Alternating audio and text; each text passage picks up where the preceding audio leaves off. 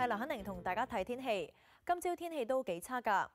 南海北部嘅低壓區尋晚接近本港，並喺清晨喺清水灣半島至到將軍澳一帶登陸。本港各區曾經吹起旋風，不過風力唔強，各區普遍錄到20毫米嘅雨量。而當熱帶氣旋接近本港嘅時候，留意風向轉變，可以知大熱帶氣旋嘅動向。假如風向係順時針咁樣轉變，即係話熱帶氣旋中心喺南面掠過。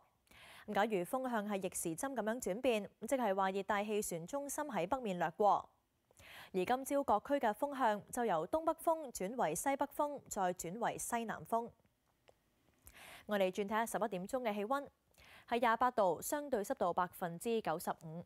交俾天氣先生。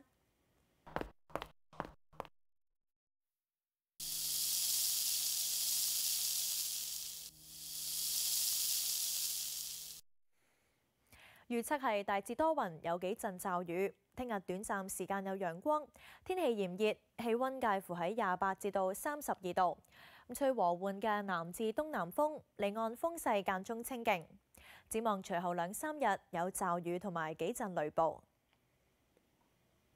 預測聽日上晝嘅空氣質素健康指數係介乎低至到中嘅水平。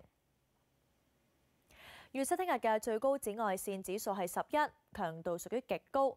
最後睇埋其他城市嘅天氣預測。天氣講到呢一度啦，各位晚安。